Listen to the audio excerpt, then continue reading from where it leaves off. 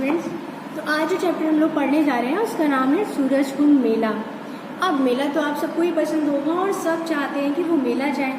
तो ऐसे ही एक मेले के बारे में आज हम लोग बात करेंगे जिसका नाम है सूरजकुंड मेला। अब मेला क्यों लगता है, वहाँ क्या सामान होते हैं, कहाँ से आते हैं, ये सब चीज़ें हम इस पार्ट में जानेंगे। इसके अलावा अगर कोई मेला आप देखते हैं और उसके बारे में आप अपने दोस्त को बताना चाहते हैं, अपने फ्रेंड्स को बताना चाहते हैं, तो किस तरीके से पत्र के ज़रिए आप उसे उस मेले के बारे में बता सकते हैं, उसको भी इस पार्ट में हम लोग जानेंगे। ठीक, तो आप अपनी बुक निकाल लीजिए, तब हम लोग इस पार्ट को स्टार्ट करते हैं जिसका नाम है सूरजकुंड मेला। तो इस पार्ट में क्या है, एक बच्चे ने अपने दोस्त को पत्र लिखकर सूरजकुंड मेले के बारे में बताया है कि वहाँ कैसा मेला लगता है, मेले में क्या क्या होता है। ये सारी चीज़ें बच्चे ने अपने दोस्त को बताया है, किसके माध्यम से, पत्र के माध्यम से।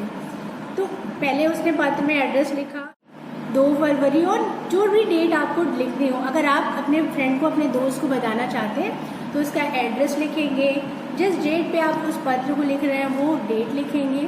तो ऐसे ही इस पार्ट में भी एक बच्चे ने अपने दोस्त को लिखा है पत्र। तो चलिए इसको स्टार्ट करते हैं। अब देखिए उसने अपने मित्र को क्या बताया है इस मेले के बारे में, उसको देखते हैं। बहुत दिनों से तुम्हारा कोई पत्र नहीं आया तो सोचा मैं ही तुम्हें पत्र लिखूं। वो जो दोस्त था, अपने दोस्त को जो पत्र लिख रहा था, उसने कहा अपने दोस्त से उस पत्र में कि बहुत दिनों से तुम्हारा कोई पत्र नहीं आया तो सोचा कि मैं ही पत्र लिखूं। मैं ये पत्र तुम्हें दिल्ली आमंत्रित करने के लिए लिख रहा हूँ, यानी आमंत्रित यानी बुलाने के लिए। तो वो जो ये पत्र लिख रहा है अपने दोस्त के लिए, वो उसे कहाँ बुलाने के लिए लिख रहा है, दिल्ली बुलाने के लिए लिख रहा है। वो अपने दोस्त से बोल रहा है कि बहुत दिन हो गए तुमने पत्र नहीं लिखा, तो चलो मैं ही लिख देता हूँ। और मैं ये पत्र तुम्हें इसलिए लिख रहा हूँ क्योंकि मैं तुम्हें दिल्ली बुलाना चाहता हूँ। उसका मतलब यही था। आजकल दिल्ली के निकट हरियाणा राज्य के फरीदाबाद जिले में स्थित सूरजकुंड में हस्तशिल्प मेला लगा है। तो वो अपने मित्र को क्या लिख रहे हैं कि उसने लिखा है आजकल हम दिल्ली के निकट, यानी दिल्ली के पास, निकट का अर्थ हुआ पास, हरियाणा राज्य के फरीदाबाद जिले में स्थित सूरजकुंड में हस्तशिल्प मेला लगा है। ये बात उसने अपने दोस्त को बताई। इस मेले में भारतीय ग्रामीण कारीगरों द्वारा हाथ से बनाई गई चीज़ों को देखा जा सकता है। उसने अपने दोस्त को क्या बताया कि ये जो मेला लग रहा है सूरजकुंड, इसमें क्या होता है, भारतीय ग्रामीण कारीगरों द्वारा, यानी भारत में जो गांव के कारीगर हैं उनके द्वारा हाथ से बनी गई चीज़ों को देखा जा सकता है। किसमें, इस मेले में, है ना।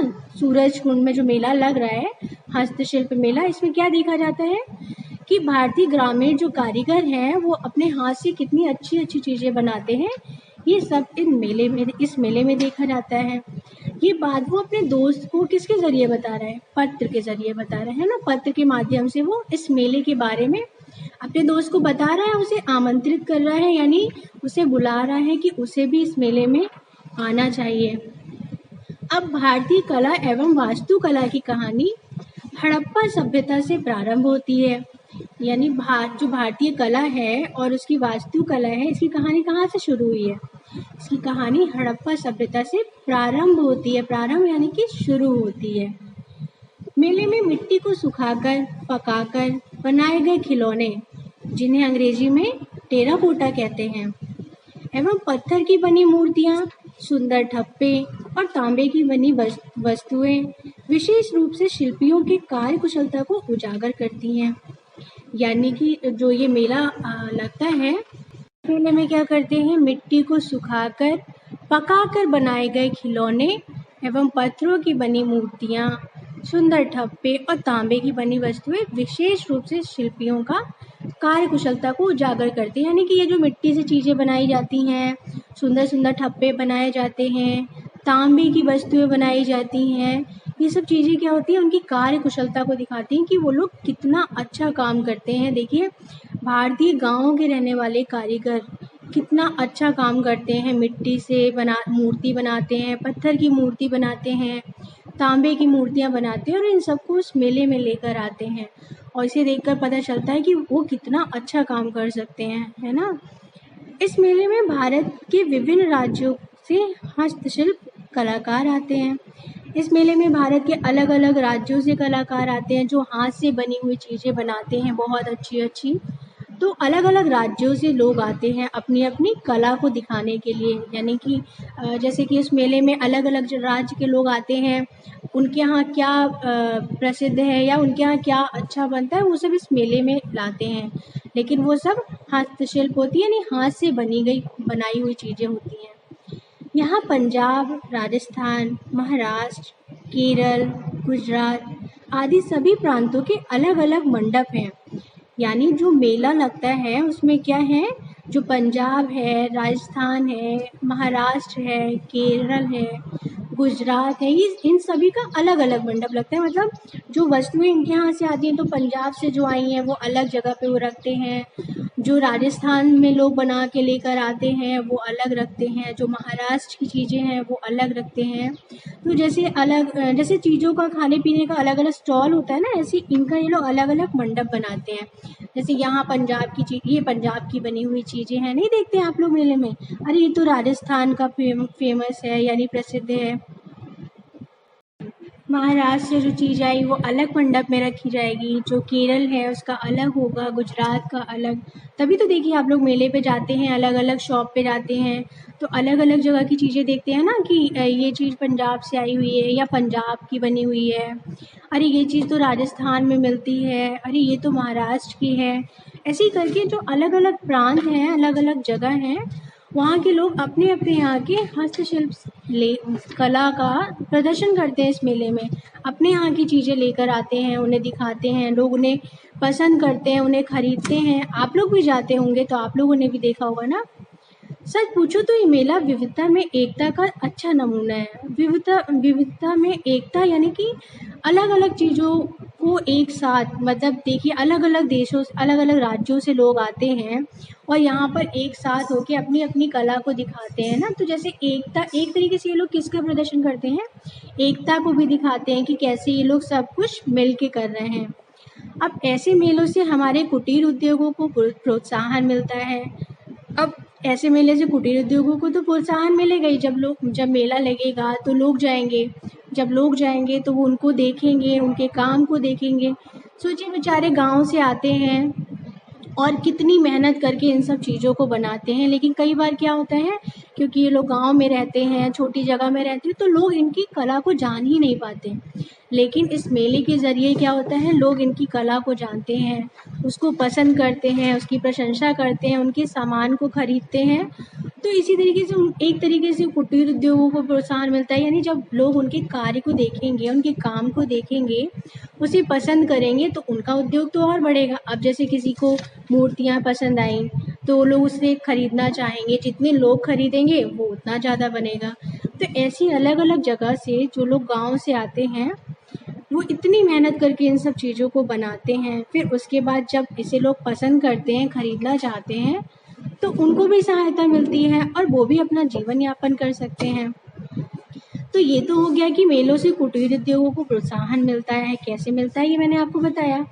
और सभ्यता और संस्कृति की जानकारी प्राप्त होती है। सभ्यता और संस्कृति की जानकारी कैसे प्राप्त होती है, जैसे अब जब आप अलग अलग राज्यों की चीज़ों को जानते हैं, देखते हैं, तो तभी तो आपको पता चलता है ना कि ये पंजाब में होता है, ये राजस्थान में मिलता है, अरे ये तो केरल का है, ये चीज़ तो गुजरात में चलती है। तो ये सब चीज़ें हमें अलग अलग जगह की पता चलती है। वरना तो आप एक जगह जहाँ रहते हैं वहीं की चीज़ जानेंगे कि यहाँ ऐसा होता है, यहाँ ऐसा होता है, यहाँ ये मिलता है। लेकिन जब इस मेले में अलग अलग राज्यों से लोग आते हैं, अलग अलग राज्यों की चीज़ें आती हैं और आप उन्हें देखते हैं, तो आप क्या करते हैं, अलग अलग जगह की सभ्यता और संस्कृति के बारे में भी जान पाते हैं मेलों के ज़रिए, है ना। तरह तरह के झूले, संगीत तथा नृत्य समारोह इस मेले में चार चांद लगाते हैं। ये तो आप सभी जानते हैं। जब आप मेले में जाते हैं तो वहाँ झूला झूलते हैं, वहाँ पर संगीत भी सुनते हैं, नृत्य समारोह यानी डांस जो प्रोग्राम होता है वो सब देखते हैं। तो इन सब चीज़ों से मेलों में चार चांद लग जाता है, यानी कि मेला और अच्छा लगने लगता है। देखिए वहाँ इतनी सारी शॉप तो होती ही हैं, तो सबसे आप सामान खरीदते हैं, खाने का भी, सजावट का भी।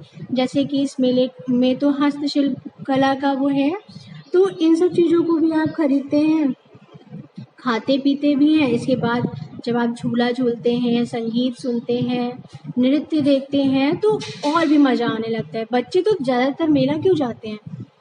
झूला झूलने के लिए, है ना? अब मुझे आशा है कि तुम भी अपने परिवार सहित इस मेले का आनंद लेने अवश्य आओगे। ये जो मित्र अपने मित्र को पत्र लिख रहा था, वो बोल रहा है कि मैं आशा करता हूँ, यानी कि मुझे उम्मीद है कि तुम भी इस मेले को देखने अपने परिवार के साथ ज़रूर आओगे। अपने माता पिता को मेरा सादर प्रणाम कहना। तुम्हारा मित्र अंकन। अब देखिए, ये पत्र किसने लिखा है? अंकन ने लिखा है। किसे? अपने मित्र को। ये पत्र अंकन ने अपने मित्र को लिखा है, लेकिन जिसे लिखा है उसका क्या नाम है? संजीव। देखिए ऊपर लिखा है ना, प्रिय संजीव। तो देखिए, ये पत्र अंकन ने लिखा है। किसको लिखा है? संजीव को लिखा है। किस लिए लिखा है? उसको मेले में आमंत्रित करने के लिए लिखा है, यानी कि मेले में बुलाने के लिए लिखा है। अब वो मेला कहाँ लग रहा है? दिल्ली आमंत्रित करने के लिए उसे बुला रहा है।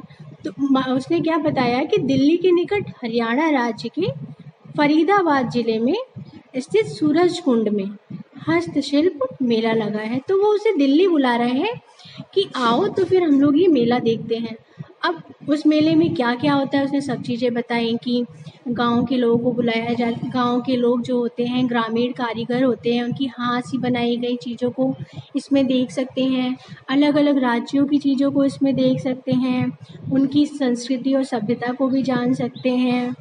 और कैसे मिट्टी की चीज़ें, तांबे की चीज़ें, मूर्ति और झूले, इन सब चीज़ों को हम इस मेले में देख सकते हैं। ये सब बातें वो अपने दोस्त को बताता है कि अलग अलग राज्यों से लोग आते हैं अपने अपने यहाँ की कला दिखाने। तो तुम भी आओ अपने परिवार के साथ और इसे देखो, तुम्हें बहुत अच्छा लगेगा। तो अपने दोस्त को बुलाने के लिए इस पत्र को लिखता है और इस मेले के बारे में बताता है कि इस मेले में क्या क्या चीज़ें होती हैं। अब वो आएगा तो उसको क्या क्या देखने को मिलेगा, उसे क्या क्या जानकारी मिलेगी, इन सब चीज़ों को वो अपने दोस्त को बताते हैं। और उसके बाद फिर वो लिखता है कि मैं आशा करता हूँ कि मैं, यानी कि वो उम्मीद करता है कि उसने दोस्त को अपनी इतनी सारी चीज़ें मेले के बारे में बताई हैं, तो अब वो क्या करेगा? अपने परिवार के साथ इस मेले का आनंद लेने ज़रूर आएगा। उसको ये उम्मीद रहती है कि मैंने इतनी सारी चीज़ें बताई हैं, उसका भी मन कर रहा होगा मेला आने का, तो वो भी यहाँ अपने माता पिता के साथ मेला आएगा। फिर उसने अंत में क्या किया? अपने दोस्त के माता पिता को प्रणाम भेजा कि अपने मम्मी पापा को मेरा प्रणाम कह दीजिएगा, और अंत में अपना नाम लिख दिया। तो ये क्या था? एक पत्र था जो एक मित्र ने अपने दूसरे मित्र को लिखा और उसे एक मेले के बारे में जानकारी दी और उसे उस मेले में आमंत्रित करने के लिए ये पत्र लिखा, जिसमें उसने उस मेले से संबंधित सभी जानकारियों को बताई। तो आज हम लोगों का पार्ट 8 बस इतना छोटा ही था, इसलिए ये आज ही खत्म हो गया। नेक्स्ट वीडियो में हम लोग कुछ और देखेंगे।